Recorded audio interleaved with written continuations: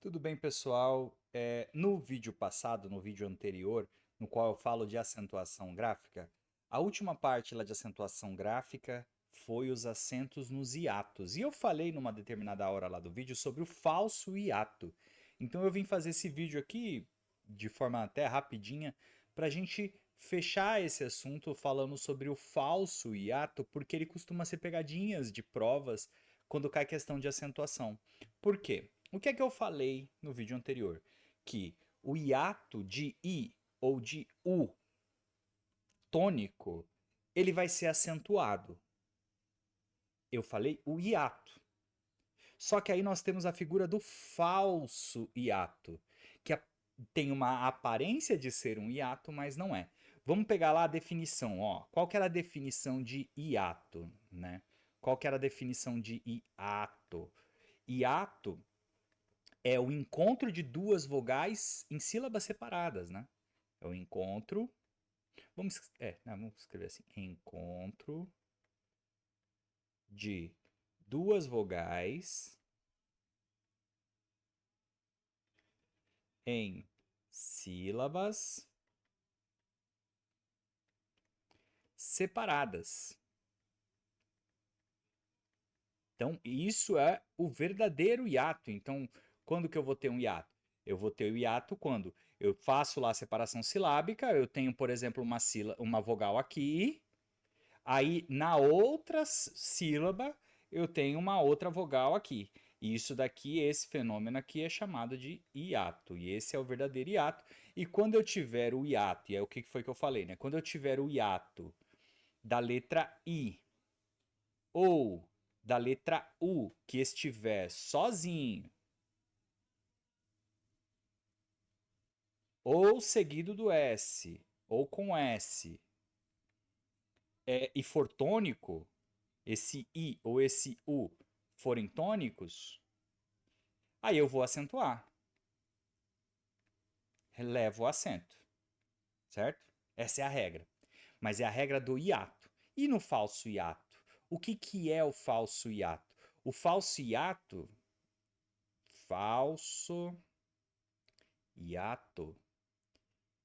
é o encontro de vogal com semivogal e não de vogal com vogal.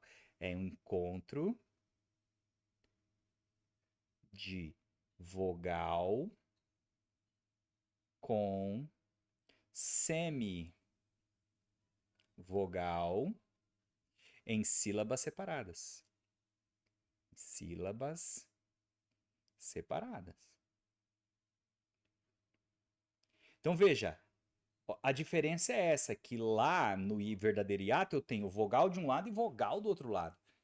E no falso hiato, de um lado eu vou ter vogal, no outro eu vou ter semivogal. Douglas, me dá exemplos. Vamos dar exemplos. Deixa eu mudar a cor só aqui.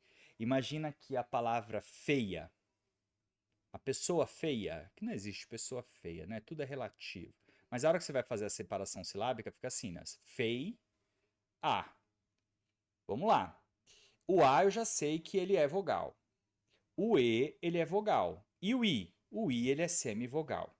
Então, ou seja, eu tenho um encontro, porque o I e o A estão um do ladinho do outro, só que isso daqui não é. Estão em sílabas separadas, só que não é um hiato de verdadeiro. Porque eu estou tendo o encontro de uma semivogal com uma vogal. Então isso daqui é um falso hiato.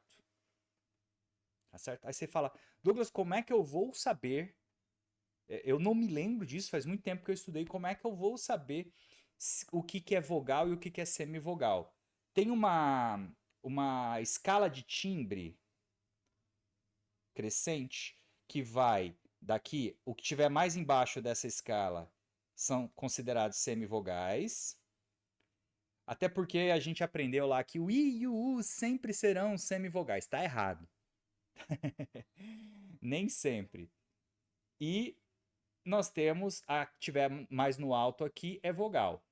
O A, a letra A, sempre será vogal, porque ele está no topo dessa escala de timbre. O U tremado. Aí você fala, ah, mas não existe mais o trema na língua portuguesa. Sim, não existe mais o acento gráfico, mas o som de trema, ele continua existindo. Ele continua existindo. Então, o U tremado, ele existe. O som dele foneticamente, não a grafia. O U tremado sempre será semivogal. E aí depois nós vamos mexendo aqui na escala, ó. O outro que está mais próximo da vogal é o O.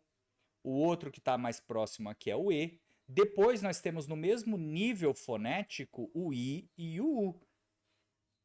E assim vai. Ou seja, quando eu tiver a combinação, por exemplo, do A com o A vai ser vogal e o O vai ser semivogal. Quando eu tiver a combinação do O com o E, por exemplo, o O vai ser vogal, tá vendo? Aqui ele era semivogal, mas aqui, nessa combinação do O com o O ele é vogal e o E é semivogal.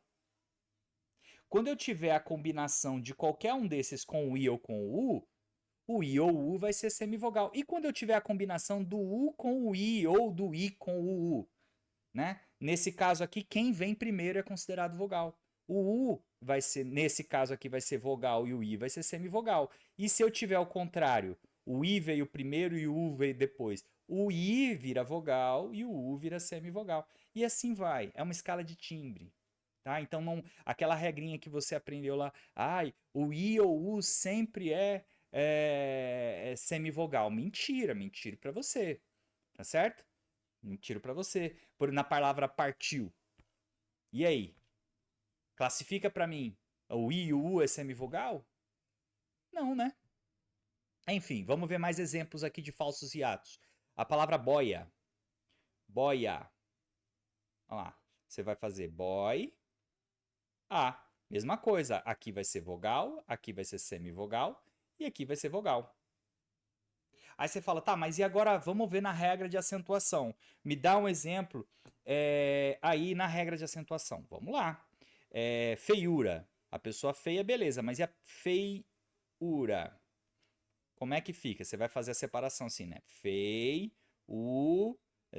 Ah lá, eu tenho aqui o U ficou sozinho. Ele é tônico? É, a feiura. O U é mais forte, ele é tônico. Ele vai receber acento? Então, não, por quê? Porque aqui eu tenho um falso hiato, ó. Porque eu tenho o E aqui é vogal, o I ele é semivogal e o U ele é vogal. Então aqui eu tenho um falso hiato. Então por isso que na palavra feiura não vai ter acento, certo? Baiuca também é uma outra palavra que aparece em provas e que também não tem acento. Então o resumo da ópera é esse. Eu vou acentuar os hiatos verdadeiros da letra I e da letra U que ficarem sozinhos e forem tônicos. Beleza, eu vou acentuar. Mas o hiato, não o falso hiato, não vai cair nessa pegadinha, tá certo? Beleza? Nos vemos nas próximas aulas.